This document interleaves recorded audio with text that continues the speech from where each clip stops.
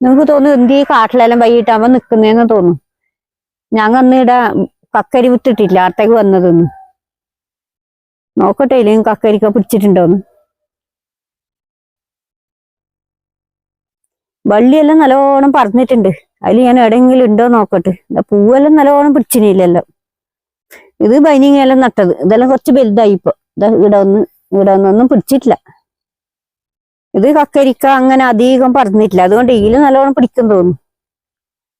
നല്ലോണം ഊക്കിയില് പിടിക്കുന്ന കുറവ്.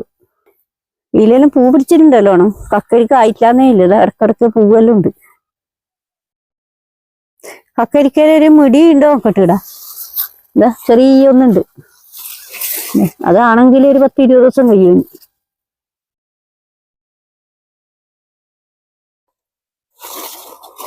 മഴ അധികമായിട്ടും തോന്നി ഇങ്ങനെ പിടിക്കാതെ, അതല്ലെങ്കിൽ ഇത്ര വരുമ്പോഴേക്ക് നല്ലോണം പിടിക്കാനായി. ഇലയെല്ലാം പൂവുണ്ട് നല്ലോണം. ഇലയെല്ലാം നല്ലോണം ഇലയെല്ലാം വലിയതായിട്ട് കാണുന്നുണ്ട്. അപ്പൊ ഇലയെല്ലാം മുടി ആയിക്കൊണ്ട് വരുന്നുണ്ടാവും. ഇതാ ഈടെയും ചെറിയൊരു മുടിയുണ്ട്.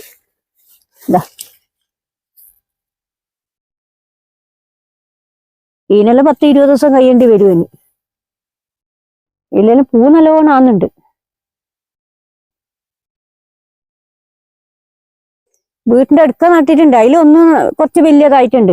വീട് തന്നെ ഇങ്ങനെ പിടിക്കാതായത്, അത് നിങ്ങൾക്ക് കാണിച്ചു തരാം. ഇപ്പൊ നോക്കറ ഇലയിടി പറഞ്ഞിട്ടുണ്ട്, കക്കരിക്ക പിടിച്ചിട്ടില്ലാന്നേ ഇല്ല.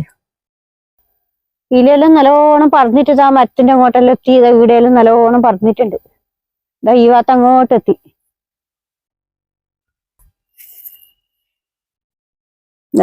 ഈ വള്ളിയിൽ നല്ലോണം പൂവുണ്ട്.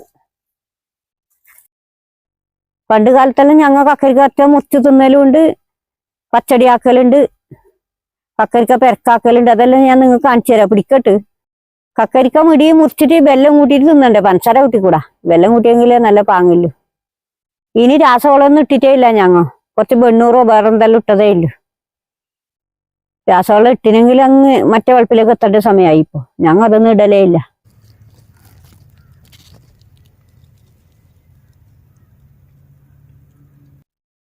എന്റെ വീഡിയോ ഇഷ്ടപ്പെട്ടെങ്കിൽ ലൈക്ക് ചെയ്യുക, ഷെയർ ചെയ്യുക.